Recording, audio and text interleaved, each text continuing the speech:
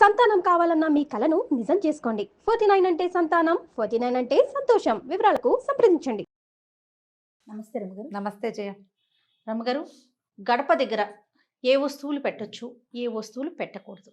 గడప అంటే వీధి గుమ్మం, అంతే. మండిగం, ద్వారబంధం, మన ఇంటికి ముఖం. అది ముఖద్వారం అంటాం కదా మనం. ఇప్పుడు ముఖద్వారం మన మొహం మీద మనం మసి పూసుకుంటాము, పుయ్యం. ఏం చేస్తాము? చక్కగా శుభ్రంగా ఉంచి శరీరం ఎలా ఉన్నా, శరీరము దుమ్ముగా ధూళిగా ఉన్నా కనీసం మొహమైనా కడుక్కుని ఫ్రెష్గా ఉండాలని అనుకుంటాం. ముఖాన్ని ఎట్లా చూపిస్తాము ప్రజలకి, మన ఎదుటి వాళ్ళకి, అట్లా గుమ్మాన్ని చూపించుకోవాలి. గుమ్మం ఎప్పుడూ శుభ్రంగా ఉంచుకోవాలి. బూజులు పట్టనివ్వకూడదు. గుమ్మాల దగ్గర బూజులు పడితే అది ఇంటికి దరిద్రం. ఎందుకంటే ఎవరైనా రాగానే ముందు గుమ్మం పక్కన ఉన్న బూజే కదా కనపడుతుంది. మండిగని చక్కగా పసుపు రాసి బొట్టు పెట్టి ఉంచుకోవటం. శుక్రవారం గుమ్మాలు కడిగి నీట్గా పసుపు రాసి బొట్టు పెట్టుకోవటం. రోజు గుమ్మాలు కడుక్కునే వాళ్ళు మంచి మాటే. ఈ కిందే కాకుండా పైనంతా కూడా బూజులు అవి లేకుండా ఉంచడం. ఏవైనా చక్కగా తోరణాలు అవి అలంకరించి ఉంచుకోవటం, అంటే శుభస్కరంగా కనపడేటట్టు. పండగలు అప్పుడు మామిడి మండలు, తర్వాత బంతిపూలు, తర్వాత ఏమో మన ఉగాది పండగ అప్పుడు వేపాకులు పెడతామా. పండగ వెళ్ళిన 3వ రోజున తీసేయండి. అవును. ఆ ఎండిపోయిన ఆకులు అవి ఉంచుకోవద్దు. గుమ్మాలకి పక్కగా చీపుళ్ళు చేటలు పెట్టకూడదు.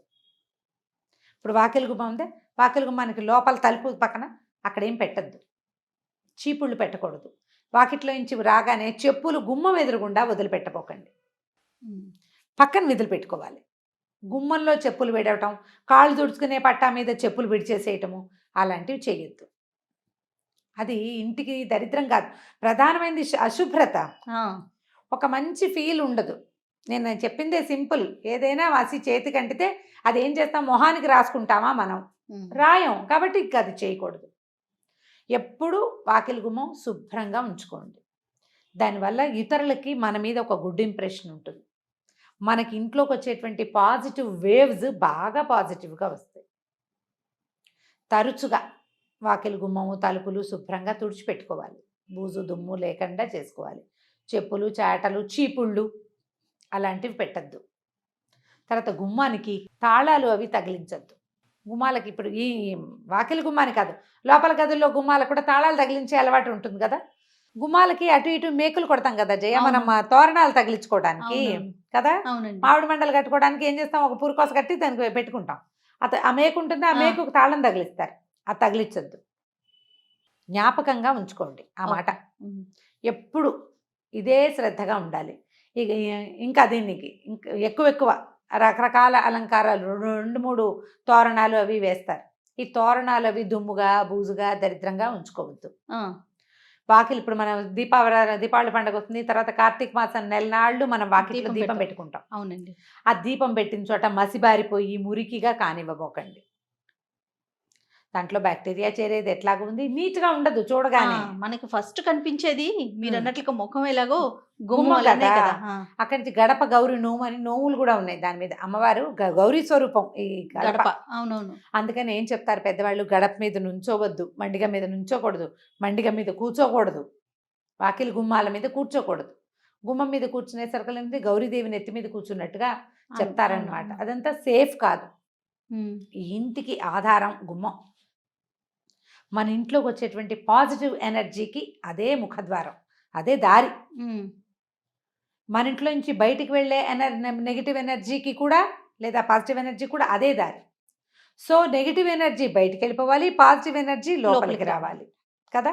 ఆ శ్రద్ధ వహించండి. సాయంకాలం పూట ఏదైనా దీపారాధన చేసుకునే అలవాటు ఉన్న వాళ్ళు అగరబత్తులు అవి వెలిగిస్తామా, లేదా ధూపం వేసుకుంటాము, సాంబ్రాణి ధూపం వేస్తాం. ఒక ఆవు పిడక వెలిగించి దాని మీద కొంచెం వేప పొడి అవి వేస్తే మంచి ధూపం వస్తుంది.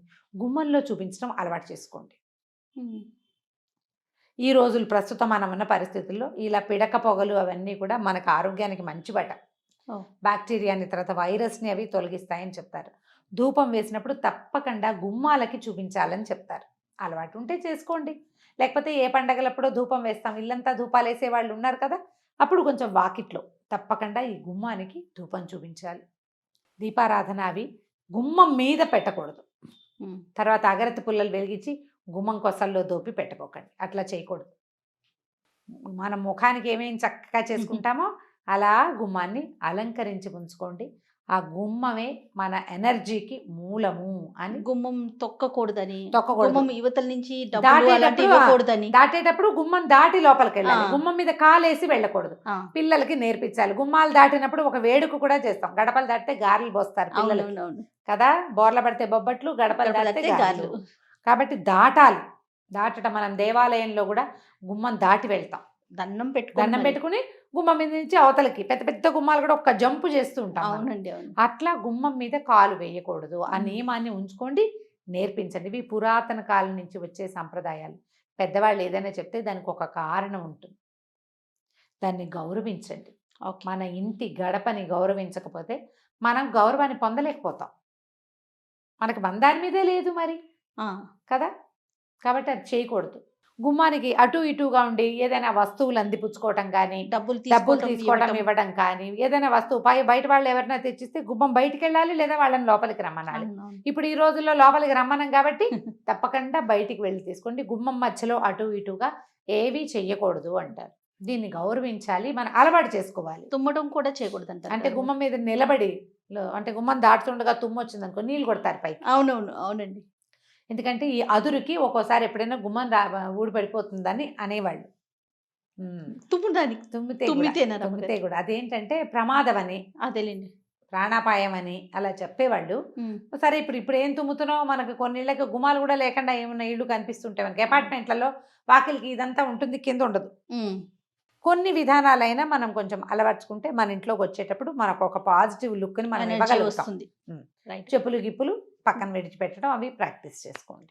గుమ్మానికి అటు ఇటుగా ఉండి ఏదైనా వస్తువులు అందిపుచ్చుకోవటం కానీ, డబ్బులు డబ్బులు తీసుకోవటం, తీసుకోవడం ఇవ్వటం. ఇవ్వడం కానీ, ఏదైనా వస్తువు బయట వాళ్ళు ఎవరైనా తెచ్చిస్తే గుమ్మం బయటికి వెళ్ళాలి, లేదా వాళ్ళని లోపలికి రమ్మనాలి. అవునవును. ఇప్పుడు ఈ రోజుల్లో లోపలికి రమ్మనం కాబట్టి తప్పకుండా బయటికి వెళ్ళి తీసుకోండి. గుమ్మం మధ్యలో అటు ఇటుగా ఏవీ చెయ్యకూడదు అంటారు. దీన్ని గౌరవించాలి, మనం అలవాటు చేసుకోవాలి. తుమ్మడం కూడా చేయకూడదు అంటారు అంటే కదా. గుమ్మం మీద నిలబడి అంటే గుమ్మం దాటుతుండగా తుమ్ము వచ్చింది అనుకో నీళ్ళు కొడతారు పైకి. అవునవును, అవునండి. ఎందుకంటే ఈ అదురుకి ఒక్కోసారి ఎప్పుడైనా గుమ్మం ఊడిపడిపోతుందని అనేవాళ్ళు. తుమ్మడానికి తుమ్మితేనా రమ్మగారు? తుమ్మితే కూడా అదేంటంటే ప్రమాదం అని, అదేలేండి. ప్రాణాపాయం అని అలా చెప్పేవాళ్ళు. ఉమ్, సరే ఇప్పుడు ఏం తుమ్ముతున్నావు, మనకు కొన్ని ఇళ్ళకి గుమ్మాలు కూడా లేకుండా ఏమన్నా ఇళ్ళు కనిపిస్తుంటాయి మనకి. అపార్ట్మెంట్లలో వాకిలికి ఇదంతా ఉంటుంది, కింద ఉండదు. ఉమ్. కొన్ని విధానాలైనా మనం కొంచెం అలవర్చుకుంటే మన ఇంట్లోకి వచ్చేటప్పుడు మనకు ఒక పాజిటివ్ లుక్ని మనం ఎనర్జీ ఇవ్వగలుగుతాం. వస్తుంది. రైట్. చెప్పులు గిప్పులు పక్కన విడిచిపెట్టడం అవి ప్రాక్టీస్ చేసుకోండి. రైట్ అమ్మగారు. నమస్తే. నమస్తే జీ. Dress courtesy by Purnima prince.